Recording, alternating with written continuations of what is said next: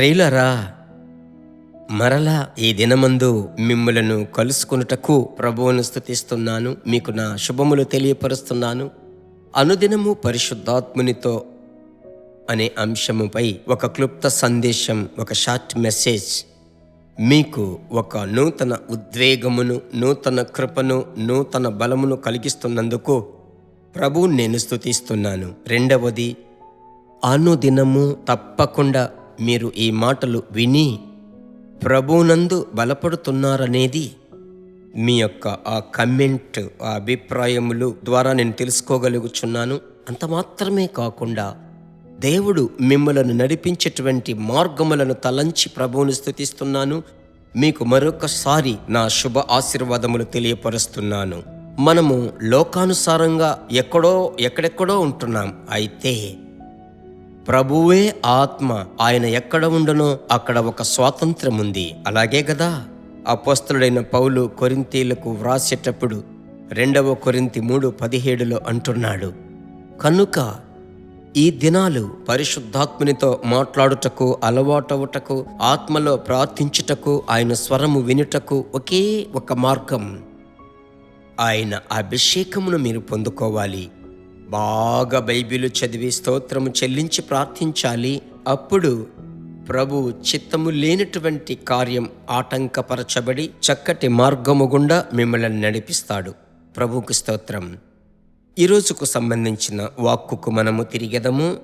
అపోస్తలుల కార్యములు 13:2 వారు ప్రభువును సేవించుచు ఉపవాసము చేయుచుండగా పరిశుద్ధాత్మ నేను బర్నబాను, సౌలును పిలిచిన పని కొరకు వారిని నాకు ప్రత్యేకపరచుడని వారితో చెప్పెను. పరిశుద్ధాత్ముని ఒక ప్రేరణ, పరిశుద్ధాత్ముని యొక్క స్వరము ఇక్కడ కనబడుతుంది. అది ఎప్పుడు వినబడుతుంది అని మనము గమనించినట్లయితే అదియే చాలా ముఖ్యం. పరిశుద్ధాత్ముని యొక్క స్వరము విని ఆయన యొక్క నడిపింపును పొందుకొని గ్రహించుకొని మనము నడవడం ప్రారంభించినట్లయితే శత్రువు యొక్క సమస్త తంత్రములను మీరు జయించగలరు. ఇక్కడ మనము చదువుతున్నాం, ప్రభువును సేవించచ్చు ఉపవాసము చేయుచుండగా హఠాత్తుగా పరిశుద్ధాత్ముడు మాట్లాడుతున్నాడు. అప్పుడు ఉపవాసము, ఆరాధన, అభిషేకము ఇవన్నీ ఒకటిగా కలిసి మీరు దేవునితో నడిచినట్లయితే ఖచ్చితముగా మీకు ఒక నడిపింపు దొరుకుతుంది. ఖచ్చితముగా ప్రభు యొక్క స్వరం వినబడుతుంది. మీ లోపలి గ్రహింపులో ఒక చక్కటి వివరణ మీకు దొరుకుతుంది. అలాగైతే ఉపవాసం, ఆయనను స్తుతించేటువంటి స్తుతి, ఆరాధన, ఆ తర్వాత అభిషేకములో నింపబడి చేసే ప్రార్థన, ఇదియే ఈరోజు ప్రభు మీకు నేర్పిస్తున్నాడు.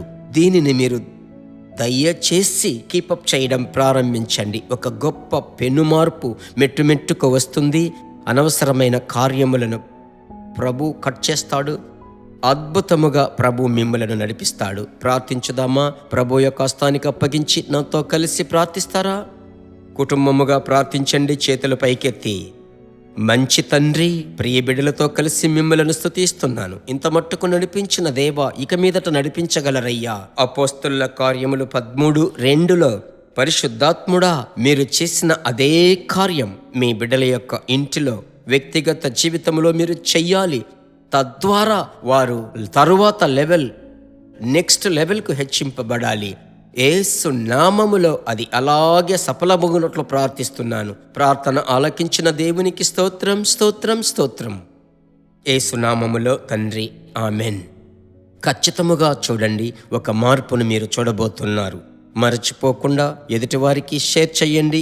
ఈ సమాచారం మీరు పొందిన అనుభవములు మాతో పంచుకొనండి. ఒకవేళ మీకు ప్రార్థన విన్నపం ఉన్నట్లయితే షేర్ చేయండి. God bless you. దేవుని బిడ్డలారా, ఈ వర్తమానము మీకు మిక్కిలి ఆశీర్వాదకరముగా ఉందని మేము నమ్ముచున్నాము. ఇంకనూ మా వర్తమానములను విని ప్రభువులు ఆశీర్వదింపబడుటకు జీసస్ మీట్స్ మినిస్ట్రీస్ అను మా యూట్యూబ్ ఛానల్ ను సబ్స్క్రైబ్ చేయండి.